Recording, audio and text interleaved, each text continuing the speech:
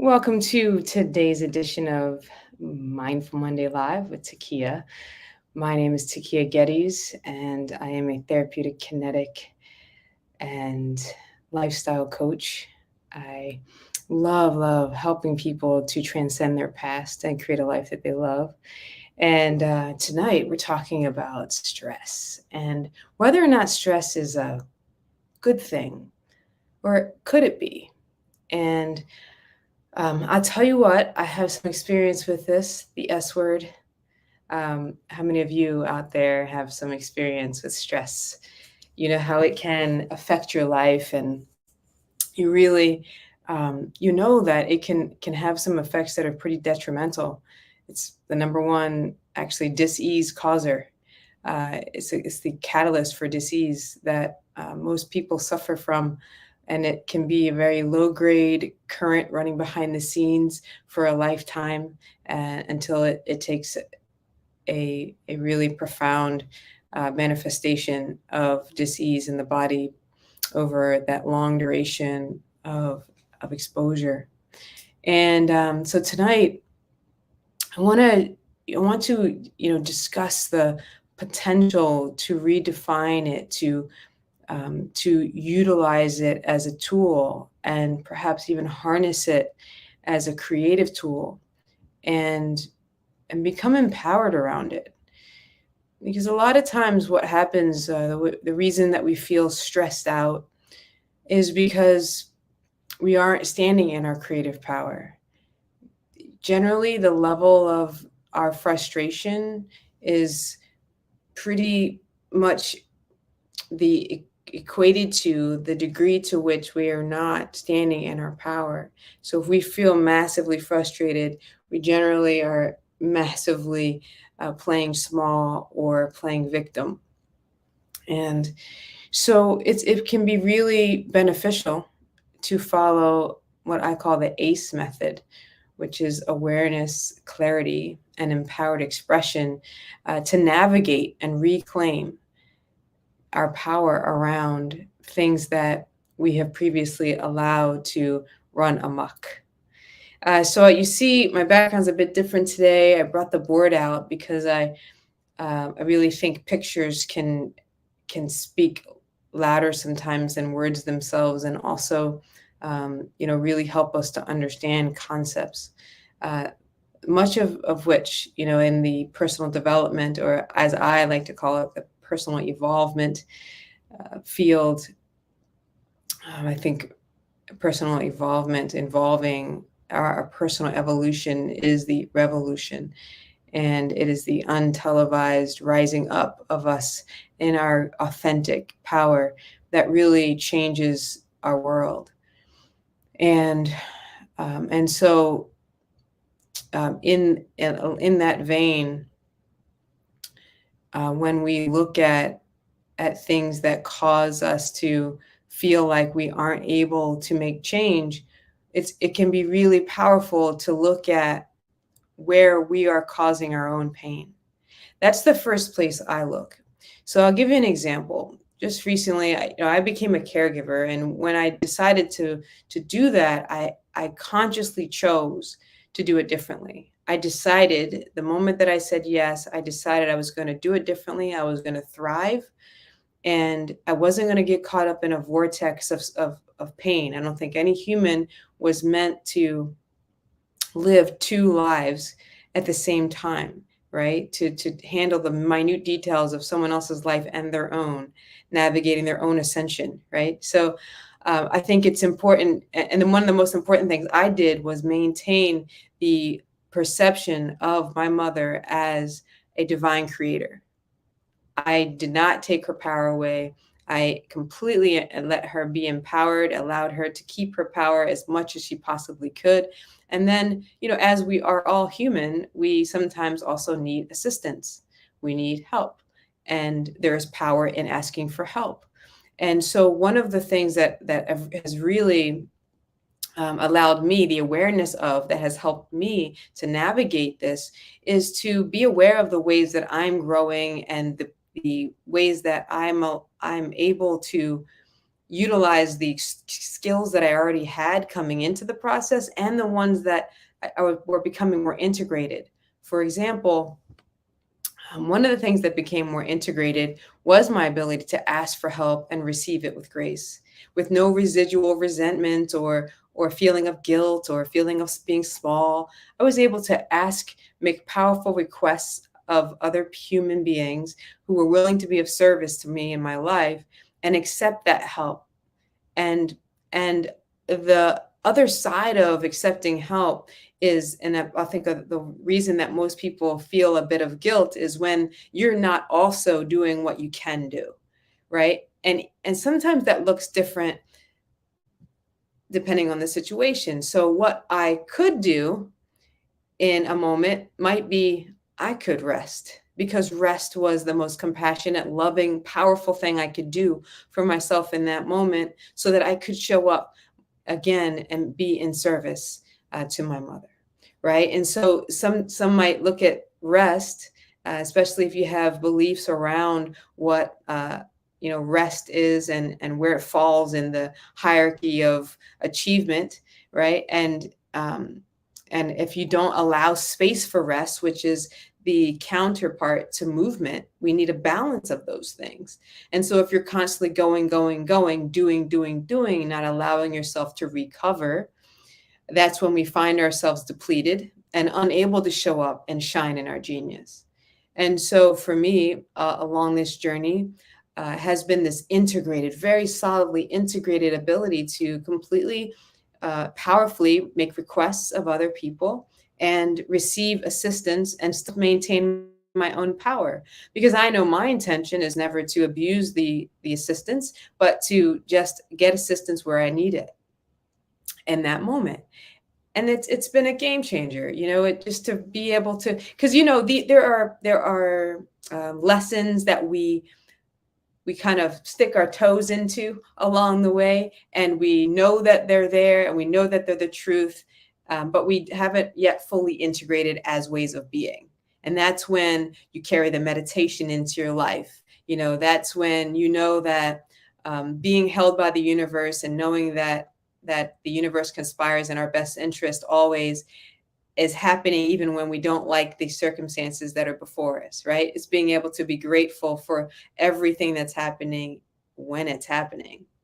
Ooh, that's one that I think a lot of people are still mastering. But when you truly have shifted your perspective and integrated the learning, the wisdom that is the truth, then it just does become easier. And then you flow with less effort through trials and tribulations, because you realize the truth that this is all an illusion, right? That love is the only thing that's real. And when you're able to really lean into those and be in your humanity, to be the observer and the observed in the experience, it's a game changer, because that's when we're truly standing in our power. When we can allow ourselves to feel all the feelings, let them move through us the way they're meant to, and then have our perspective be from a higher perspective, right? To not continue to look at it from the space of the emotion that moved through, but rather from the perspective of the higher visionary genius that we are, which is the truth of us, right? Okay, so I know I get off on a little bit of tangent, but it is very related. So stress was where I really wanted to go tonight. So I brought my board out, and so I want to just kind of start with a foundational understanding of, so we're talking the same language. I like to deal in terms of current reality and desired reality. So here we have our current reality, and then there's a place that everyone is desiring to go, something they're desiring to create. So that's a DR, that's desired reality, if you can't see that. So there we go. So the desired reality is our visions, our dreams. It's the things that our heart is yearning to experience. It's the feelings we want to have, right? Because everything that we desire really comes down to how we want to feel. When we say we want something, what we actually want is the experience, and in the experience, what we want is the feeling that the experience gives us, right? So does that make sense to you? Are you with me?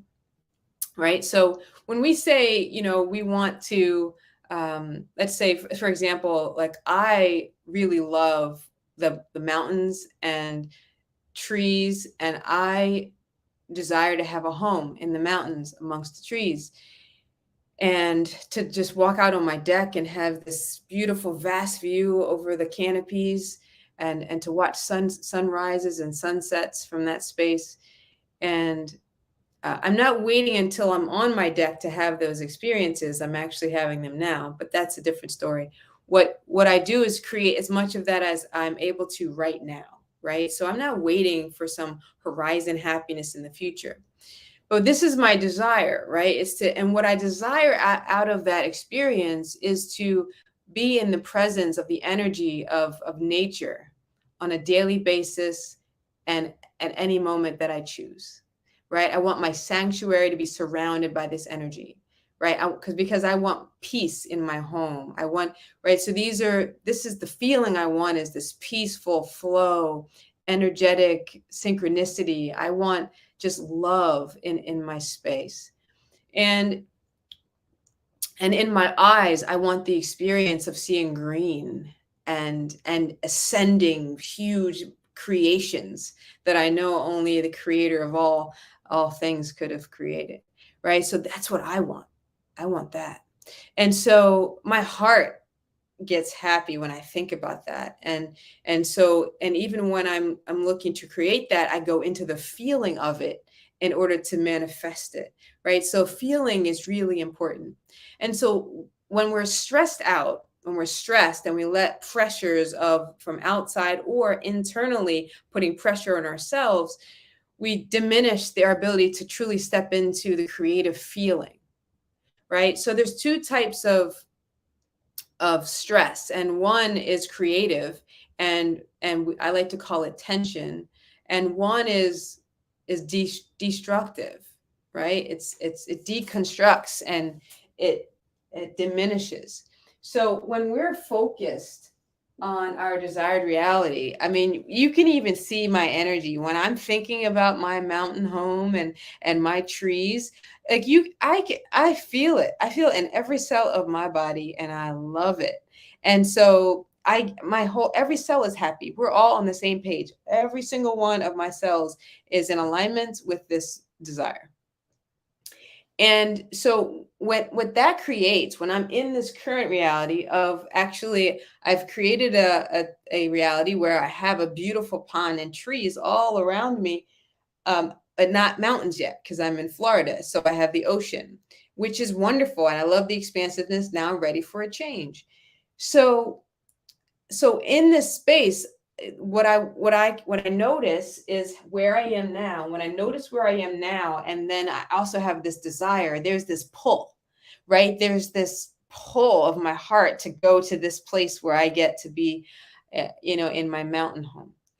And then there is also this stress that pulls us back into this current reality where we are faced with the daily experiences we have of not that, right? So if in your life, maybe there's something that you desire, maybe in this situation, you're in a job, that you don't love, and you desire to be an entrepreneur, so you have this tension that you can experience when you close your eyes and think about being free to, work from your laptop on the beach. And then you also have this feeling of knowing that you're not there yet.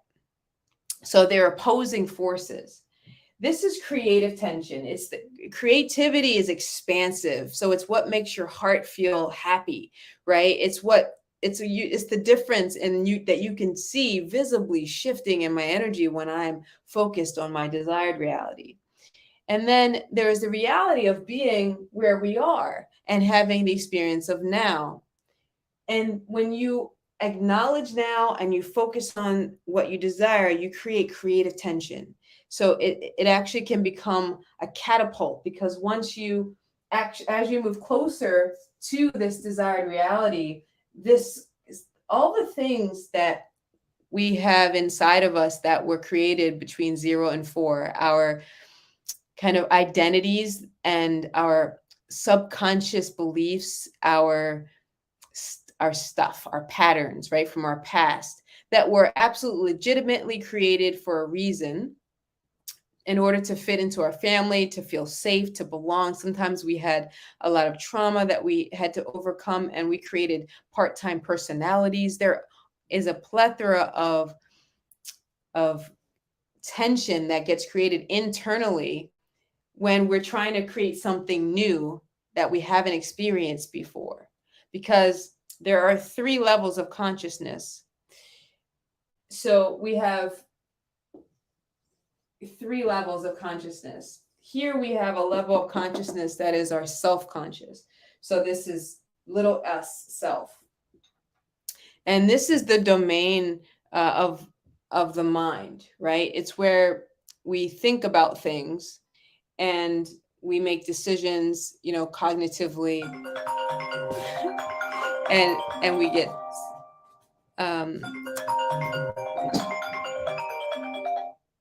sidetracked by phone calls. So in this self-conscious space, you know, we very much have our ego, right? So this is where a lot, you've heard people say, you know, people are in their ego. And your ego is not a bad thing. There is no aspect of us that is bad. So this is something I think that needs to shift as well. We need to really understand that ego is not bad. There's no aspect of us. We are perfect in our design. And so there is no bad, right? So this is ego. The second level of consciousness is our unconscious or our subconscious. So this is un or subconscious. This is the domain of the body, of feeling. And in this is where we pretty much operate 98% of the time. 98% of the time we make our decisions from this space, because these are the things that we've learned, the lessons, the values, the beliefs that we've accumulated in our lifetime. And a lot of times in our body, we will also store the emotion that is unprocessed or unexpressed. And so sometimes when you get body work, we have a lack of awareness of these stored emotions. Have you ever been getting a massage and the person doing the body work will say, you know, let go of your arm, let me have it. And you don't even realize you're holding, right? And so this is that subconscious tension that is held in the body that we're not even aware of. Also, it can show up as painful spots, soreness. Have you ever had someone doing body work on you and they touch you and you didn't even realize that part of you was sore, right? So you're holding at levels that you aren't aware of consciously. And so we have the self-conscious, which is the ego. We have the sub or unconscious, and then we have a third level. This is like all encompassing our higher self, right? Some people call it super conscious, some people call it source consciousness, some people call it's where intuition lives. Some people call it the infinite field, right? That Carl Jung called it the infinite field. So it's recognized, you know, in all levels of psychotherapy and mind sciences, right? So this is the 3 levels of us that operates, and they're not actually levels, right? We're not built like a pyramid. We are an energy field, right? And so this energy field is the one that really holds the instructions that rules all of us, right? And so the instructions here really tend to be the domain of the feelings, right? And so this is why we can be in certain situations and have emotions come up and don't even know why those emotions are coming up, because we're actually feeling from a place of our past. This is where we can have disproportionate responses to certain situations because they subconsciously remind us of past trauma. And this past trauma, you know, could be simply, you know, our interpretation of a situation, whether it was true or not, it doesn't even matter, because the truth is our subconscious doesn't know the difference between real or imagined. Again, where it's really important for us to be in our power and really decide where we put our focus. And so here, this is the higher self. This is the intuition. Because if you're not living from your intuition, if you're not actively engaging your intuition, then you are absolutely living from your pain in one of these domains. Because these two are constantly in conflict, constantly in conflict. The agenda of the sub or unconscious is to keep everything exactly the way it is. It wants everything to stay the same. Homeostasis. It's meant for survival, because the same is what you've experienced previously and survived. Different is scary and unknown. It's unproven. So new experiences will always call us and pull us back into fear. It'll pull us into fear. Fear will cause us to have experiences of our wounds, like feeling unworthy, feeling not enough to some extent, feeling like we don't belong. There's going to be some feeling like we need to go study a lot and get some more certifications before we decide to be the entrepreneur that we decide we want to be. Right. And there might be some truth to the fact that you might need some more education, but there's no reason that you can't be moving in the direction of your dream the whole time. It's when we decide that we're going to stop going in that direction, pause here and do some things to keep ourselves busy so that we're not actually going to experience our wound, which is feeling incapable or feeling like we don't belong or getting rejected, right? So any one of those that might cause us to have the experience of the pain that we're trying to avoid feeling is what happens. So I'm going to clean this up a little bit. So we started out talking about a creative reality versus our desired reality, and stress versus tension, right? And so I talked a bit about tension, creative tension, that actually allows us to create a life that we love, being created when we're able to have the awareness of where we are, but give our attention and focus to what we want. Right. And then the stress is when our attention and focus is on our wound. So if I'm focused on how I'm not good enough and I have to go get 10 more certifications before I can do the thing I really want to do, then we are not in our power. And we become stressed, right? We have stress, we have pressure.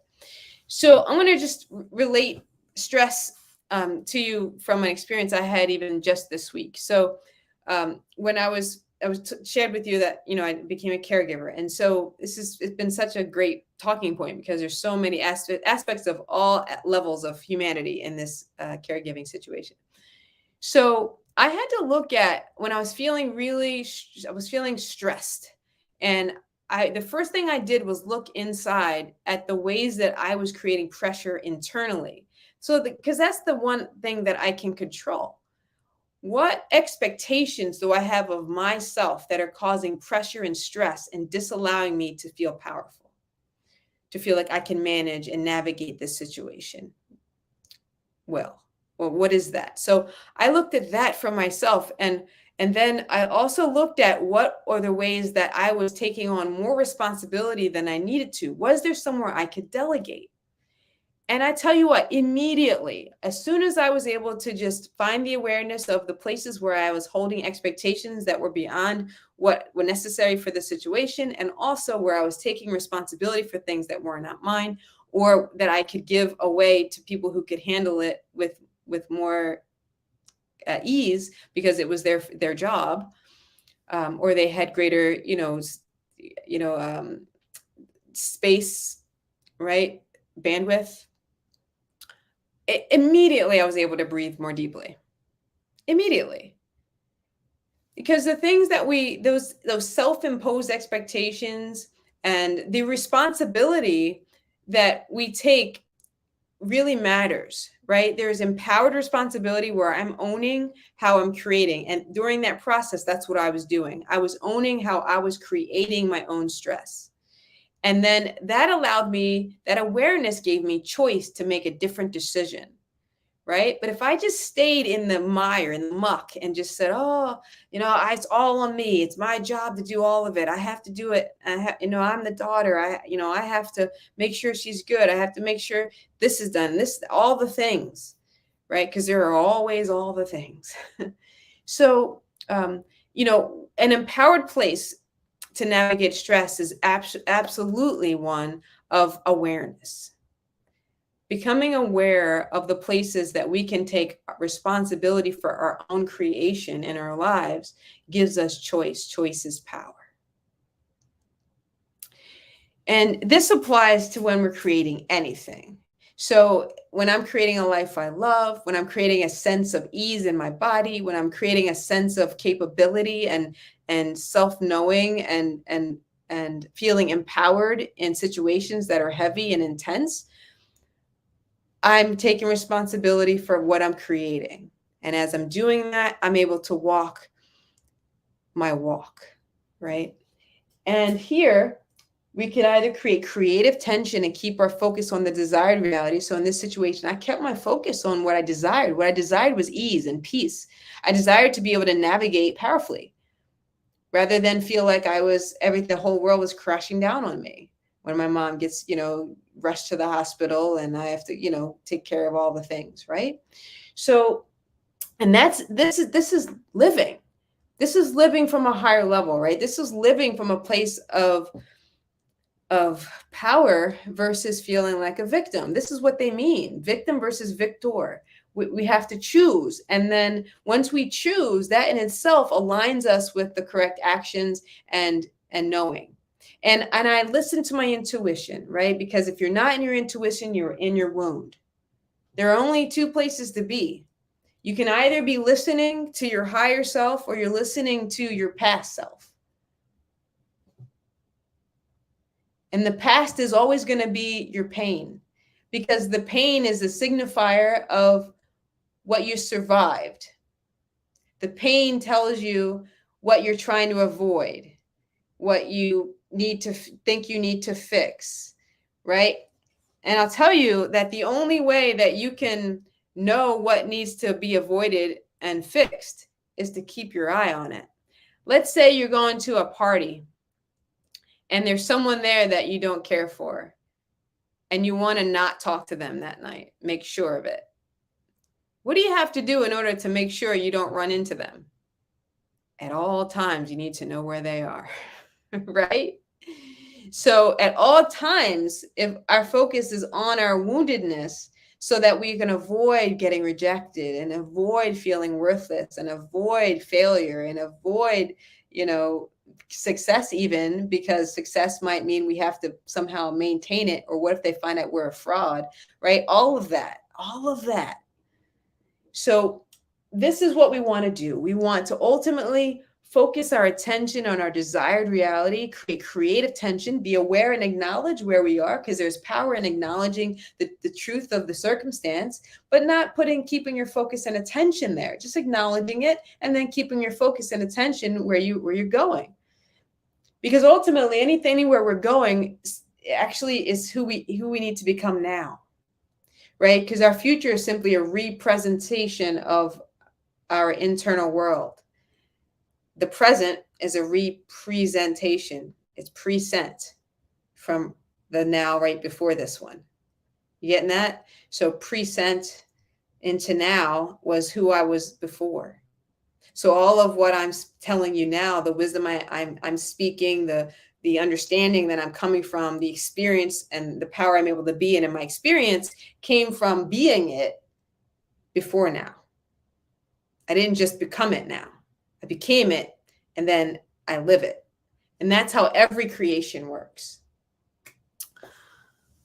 So I hope that was helpful. I want us to be empowered and to be able to transcend circumstance. And this is how we do it.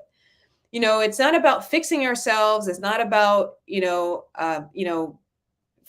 trying to avoid, emotion or feeling. It's simply seeing what is and then deciding what we truly want to create. And that's where we live. We live in a creative mode. So you're either in problem solving orientation to the world, or you're in a creative orientation to the world. And the more we live in a creative orientation, the less energy and stick-to-itiveness that we give the wounding. And we actually begin to shift our identity.